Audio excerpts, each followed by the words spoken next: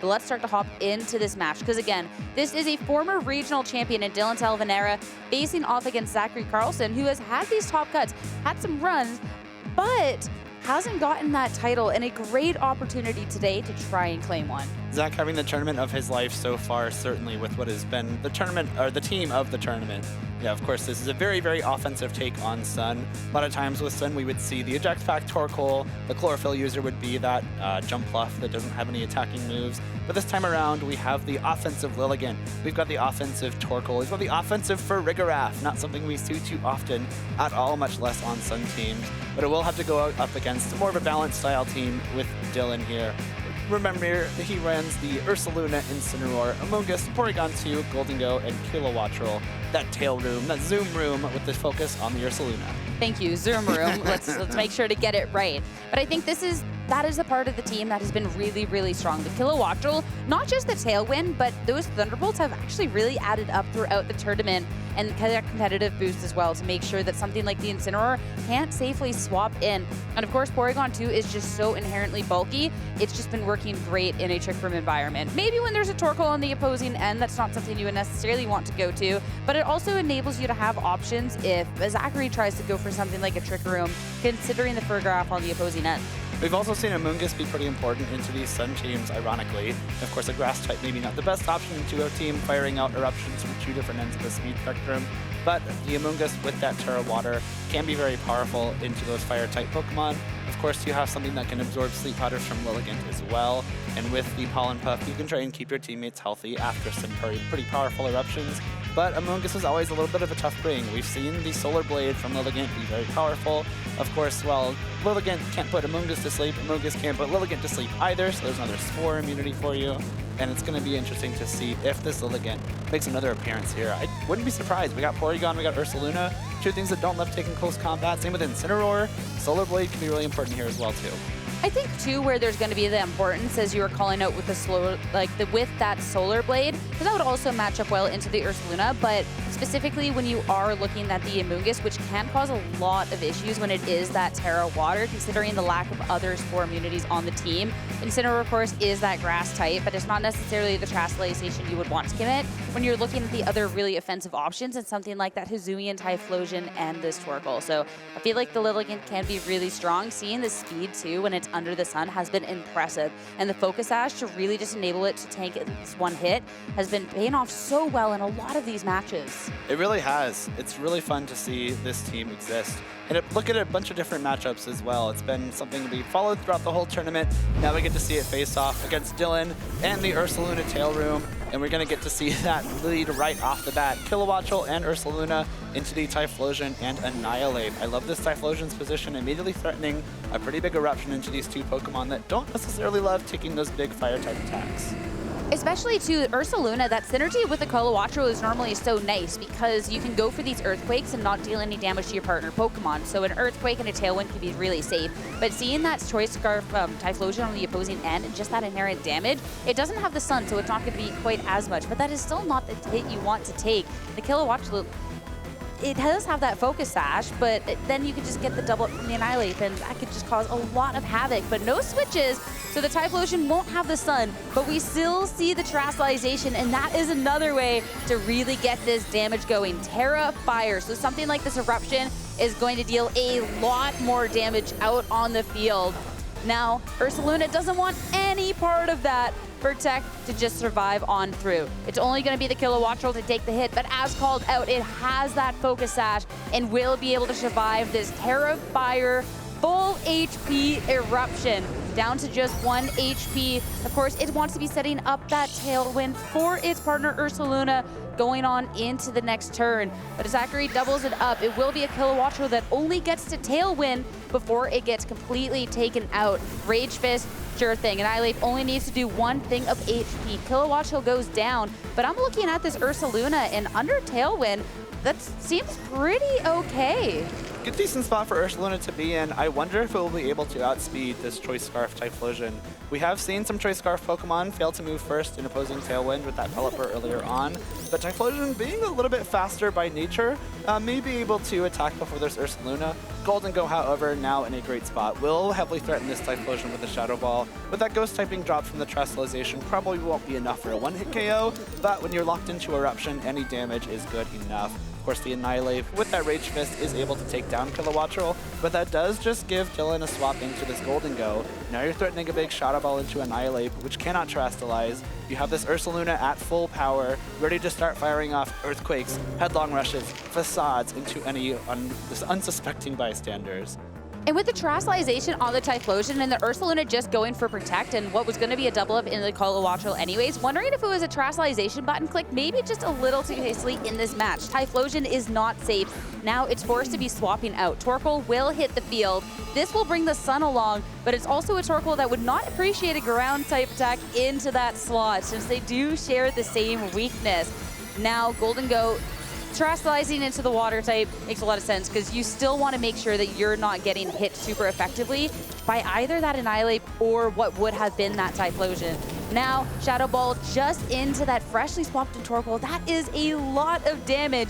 And you have to imagine that double up. Wait, it's going to be into the other slot instead, but still, Headlong Rush, still great for a KO. Annihilate just to go down.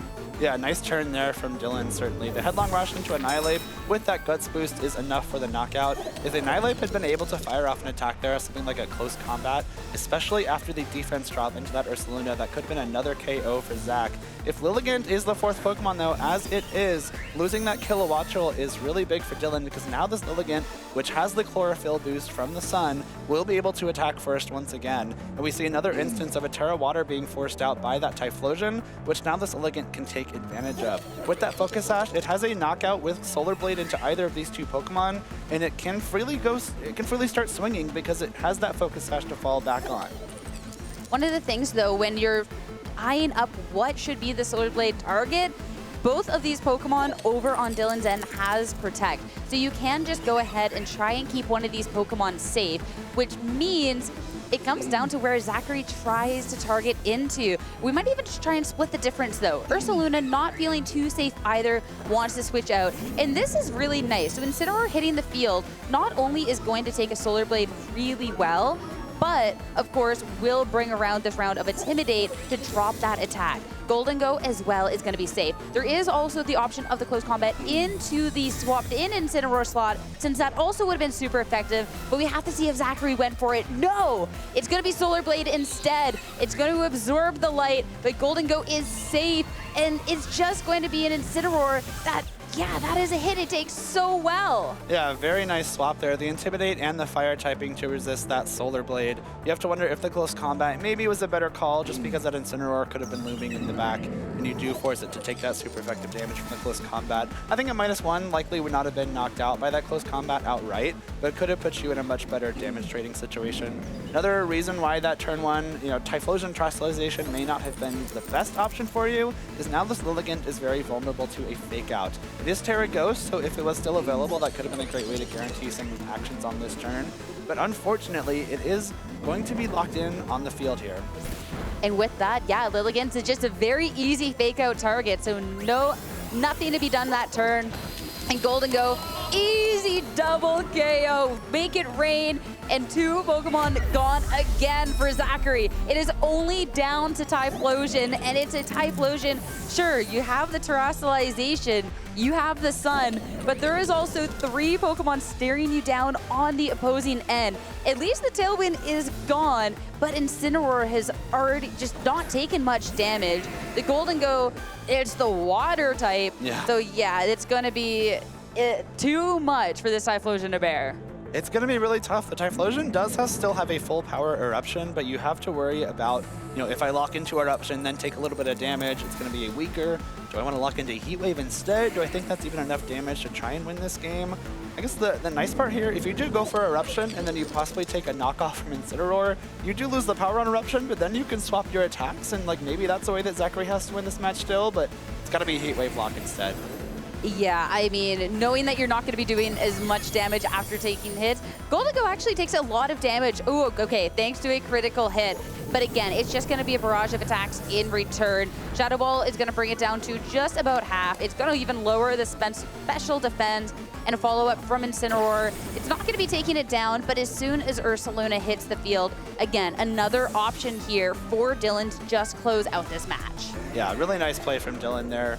Able to get past this Typhlosion, which was a big threat right at the beginning of the match. And these Terra Waters are really great tools into a team like Zachary's, where you have a lot of fire-type attacks. The Torkoal and the Typhlosion are two huge sources of damage. When you have something like this Terra Water Golden Go, helps you get through the match a lot better. Protect from Ursaluna, making sure you play this end game safe, and Heat Wave, yeah, into the Golden Go. Again, with the Terastallization, it's a water type. It's not super effective. It did take a lot of damage last turn, so it will be taken down, but it will be an Incineroar that can re-hit the field then and have a very safe fake out into that Typhlosion to just make sure there is nothing to go awry here in the closing moments. When you have these like guaranteed patterns like that, where you can U-turn out on the Incineroar, get the fake out on the next turn, this Typhlosion cannot protect itself. You got the fake out plus the headlong rush to wrap up game number 1 here. Really well played by Dylan, just making sure that despite this team maybe not being as much of a known entity before the last week or so, you have a bunch of tools at your disposal. This Assault Vest Incineroar, especially when you're looking at the Typhlosion and Torkoal, a really nice tool to have. Incineroar trying to just get that knockout all by itself. Critical hit, down to just a couple of hit points left. More than capable of closing out the job. It's going to be Dylan to take the first game in the set. A really strong one as well, to be one game away from making it into the grand finals. And so close. Dylan just has to take one more game against this Sun team. Zachary, on the other hand, has to win the next 2 to stay alive here. But we've seen the power of this team. We've seen the power of the Typhlosion, of the Torkoal, of the Lilligant. It's certainly possible, and if you're able to get through this tailwind that the Kilowattrel was able to set up, that's got to be your ticket. We didn't see the Trick Room mode at all. The Torkoal, or the Frigoraph rather, stayed at home. Did not make an appearance in this game. And when you're facing down an Amoonguss, kind of makes sense, right? You got to be a little bit scary, especially if that Terra Water Amoonguss in Trick Room. But I don't think that we saw Dylan bring it this game even, so maybe that's something you consider if you're Zachary. I mean, looking back at this match, I am just thinking about this first turn and the Terastallization. With a really offensive team like the Sun team, of course, you want to get early momentum in the match, but where you can really start to meet your demise is your opponent really just, well, not allowing you to attack. Yeah. Ursaluna protects. The Kilowattrel, if brought down to Sash, the damage modifiers with the Terastallization is not going to make a difference in that incident. And all of a sudden, you're susceptible to getting faked out. You've used your Terastallization, and we saw Hizumi and Lilligant then just getting faked out later in the match. So there was a lot of different variables that came up just from going for that Terastallization a little bit too early. So in this game too, would love to see Zachary maybe conserve that a little bit more, or if you are going for the Terastallization, making sure it is going to be a for sure hit. Definitely. Got the Typhlosion and Annihilate bleed once again from Zachary, and we see the Kilowattrel Ursaluna, so we're just fully running it back. Does Zachary change up his strategy this time around? Does Dylan change up his strategy this time around? A lot of different things can happen on this turn. Do you make a more offensive play with this Ursaluna? Do you go straight for that big Earthquake? Maybe you expect Typhlosion to play a little bit safer, maybe not go for that Terra, and maybe you can then survive the Eruption as a result? This is where the mind games really come in, because Dylan is up a set. So if he did want to play a little bit more offensively, you have a little bit of wiggle room. But Dylan was playing so safe in game number 1 that I don't quite imagine that you would want to, especially when Ursaluna is a Pokemon that you naturally want to just go ahead and protect on the first turn. But Zachary seems to be going for a run back here. Yet again, Terastallization on this Typhlosion to make the most of any damage coming on out. But it's going to be an Ursaluna yet again with a Protect. Last time we saw the Eruption, we got to see a hit onto the Kilowattrel and a KO. It's going to be a Heat Wave lock this time, but still going to bring down this Kilowattrel down to just a fraction of its health. And if it is a follow-up from the Annihilate, we're going to find ourselves in a very similar situation with Dylan getting a free swap into a more offensive Pokemon, which is how it's going to play out. I do think the Heat Wave might be a smarter lock here if you're going to commit to the turn 1 Terra. You know, if the Tailwind goes up and the Eruption is locked in, you kind of have to swap Typhlosion out lest you be stuck on the field firing off some very sad Eruptions after taking damage next turn. But now by locking Heat Wave, you've essentially forced Dylan to target the Typhlosion this turn. Instead of, well, of course you're going to target it anyway if it's locked into Eruption, but you can't just like target it with one attack and then leave it be. You have to make sure you're taking it all the way down before it can fire off a Heat Wave, because even though this Ursaluna is at full health, these Terrafire Heat Waves are going to hurt. You can't just go for the Headlong Rush into Annihilate this time around, because we know Golden Go cannot knock out Typhlosion in one hit. And yeah, going on into this, when you see last time this played out, it was a Golden Go to just protect, and we see the run back of it. With the Earthquake, you don't want to be doing a super effective hit onto your partner Pokemon, but Heat Wave now, yeah, nothing into that slot, but how much into this Ursaluna? You have the Terastallization, but you do not have the Sun quite yet, so that's going to be good for about half of its health. The other question, how much is this Earthquake going to do? Regardless, it was going to be a super effective hit into this Typhlosion. It is spread damage, but it's not going to matter. Typhlosion goes down. Also great to know that Typhlosion does outspeed that Ursaluna in Tailwind. Ursaluna, a pretty slow Pokemon naturally, so it just doesn't have the speed to attack first, and the Annihilate will be able to follow up with a close combat for a knockout. So Zachary takes the Pokemon advantage once again, has Dylan down to his last 2 Pokemon with just 2 turns of Tailwind remaining. If Zachary's able to get past this Tailwind, and it's going to be that Incineroar as the final Pokemon as well, there's a chance that Zachary can come back once Tailwind is up, maybe bring some of his other faster Pokemon like that Lilligant out, and be able to clean up the game from there. Yeah, a lot, considering that it was very similar plays, a very different result with being able to get rid of this Ursaluna that was just so problematic. Now, Intimidate means a Defiant boost onto this Annihilate, and Torkoal hitting the field is bringing the Sun along as well. So a Pokemon, again, that you cannot disrespect, because this can deal a lot of damage into the Golden Go, and that's also where the check comes around, because if you want to make sure you don't get hit by this Torkoal and even just drop that Ghost Beak just from Annihilate, that is the Lilligant in the back, which I have to assume it is, well, then you're just Solar Blade target. Yeah, I don't know if you can knock out Torkoal this turn. The combination of Shadow Ball and knockoff may be close, but if you commit to that and don't Terrastallize your Golden Go and Torkoal survives, not only are you probably losing Golden Go to the Weather Ball, you're losing Incineroar to the close combat as well. It's a nice combination of power here coming out from Zachary. The +1 Annihilate especially heavily threatens both Pokemon, the Golden Go with a Rage Fist and the Incineroar with close combat. So you kind of have to pick which one you knock out. I don't think it's possible to knock out both in one turn here. That's going to be the thing, but make it rain. Annihilate already down to not that much health is just an easy KO on this turn. So great way to just even the Pokemon count here to at least start things off. But again, we talked about the bulk of this Torkoal, and I have to see if this Incineroar can try and get the KO. Knockoff, not enough. Holding on with about 1/3 of its health. It's going to be doing less health with that Charcoal gone, but Weather Ball is accurate and is more than enough to take this Golden Go down. Only 1 Pokemon for Dylan, and if it is a Hisuian Lilligant, well, you just have a close combat at your disposal. It's going to be great if the Lilligant is the 4th Pokemon, and here it is. Zachary's done a much better job in this game, maintaining the offensive pressure throughout the Tailwind that Dylan's Kilowattrel is able to set up. We do have the Terra Grass still available to this Incineroar, which will make it neutral to that close combat instead of weak, but I don't know if that will be enough. Lilligant with the Chlorophyll boost will still get to attack first despite the Tailwind being up, and 2 close combats, even after that Terastallization, should be enough. Yeah, Hisuian Lillicole is Lilligant, not Lillicole, that's the archetype we're watching right now.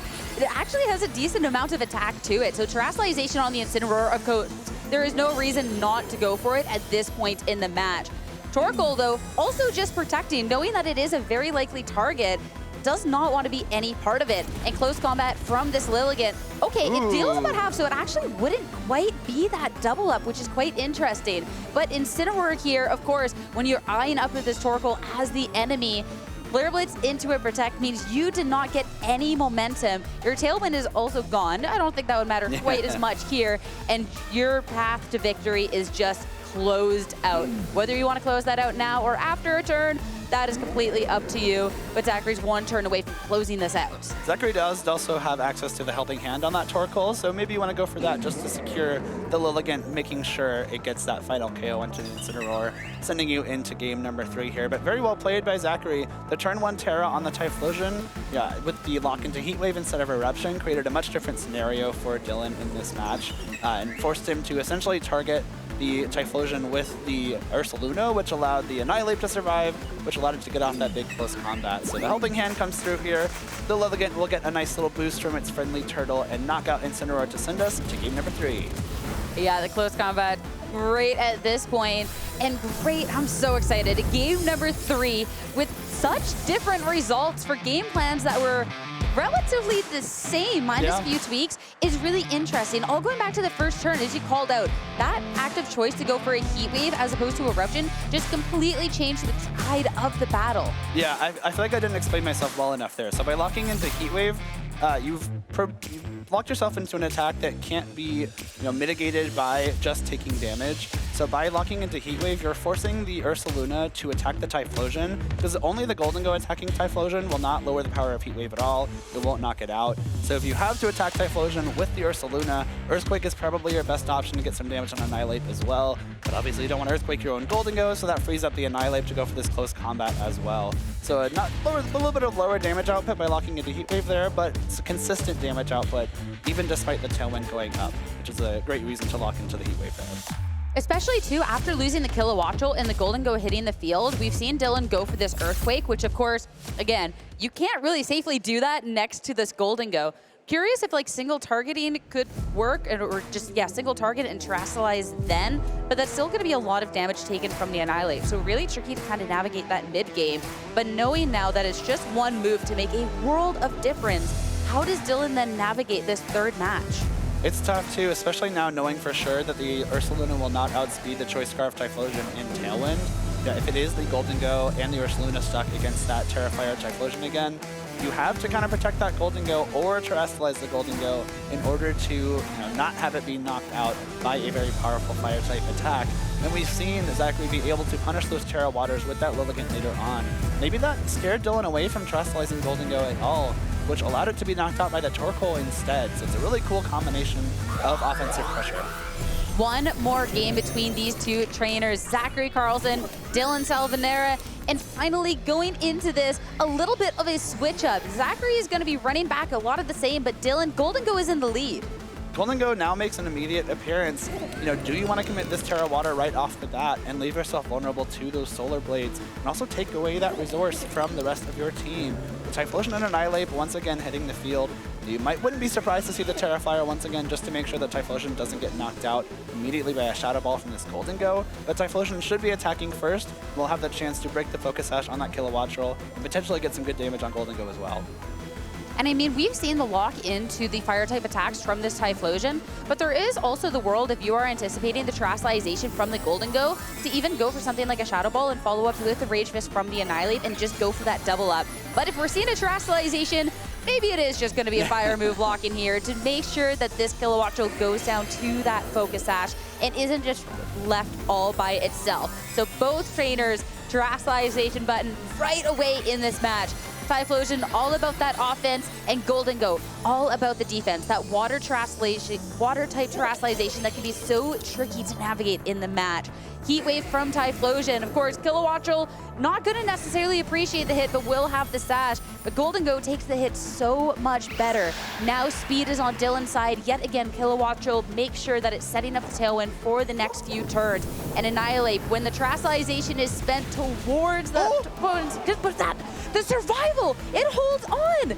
So Terastallization is not spent. The hit into the Annihilate, the Rage Fist in retaliation. Golden Go holds on, but not by much. Massive survival from the Annihilate there. That's a huge Rage Fist to get this Golden Go down very, very low. Just looking at the HP it has remaining, that is only 2 attacks with that Life Orb recoil that will be enough to knock it out after it just attacks 2 more times. And this Typhlosion again locking into Heat Wave, it demands attention from both of these 2 Pokemon. And we saw the Life Orb Shadow Ball do just less than half earlier in this match. I wonder if the Kilowattrel and Golden Go can even knock it out in combination.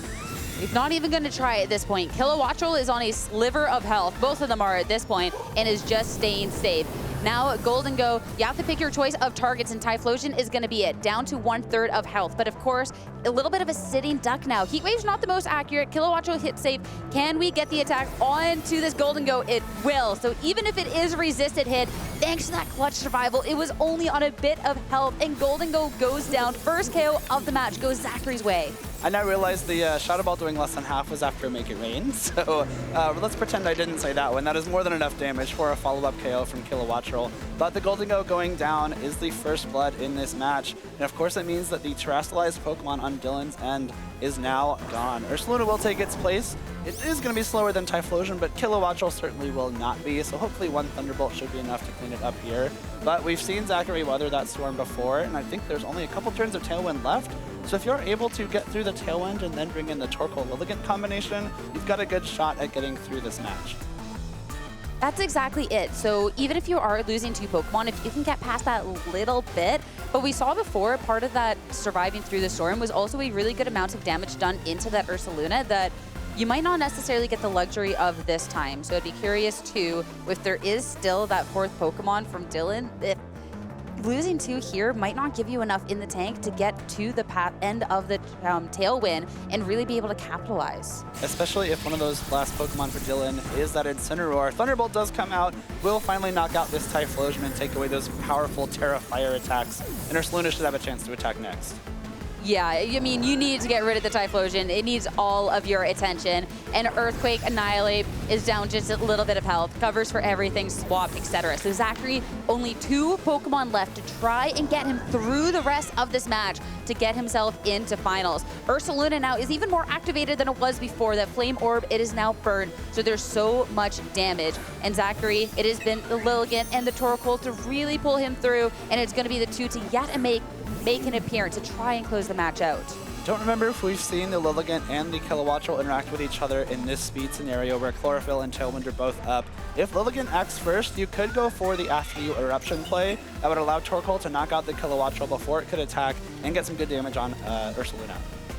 Well, that could be a great way to really be able to swing the momentum of the match. It all comes down to how they're trained and if it can be faster, because when you're looking at Kilowattrel just on a little bit and a Torkoal in the sun with the Charcoal at full HP, that could just be everything, especially too if the Ursaluna, the Hisuian Lilligant has the Focus Sash. It won't be able to get rid of it in one hit. And of course, you need to be targeting resources towards that Torkoal as well to even have this chance. So it'll be a really big swing going into it. Ursaluna wants none of it. So we'll be able to find out the interaction right here between these Pokemon. Kilowattrel does go first. Lilligant down to its Focus Sash. Only 1 HP remaining. Torkoal still has the opportunity to act though on this turn. That's a flinch! The flinch, 1 HP. It flinches, doesn't even get to attack.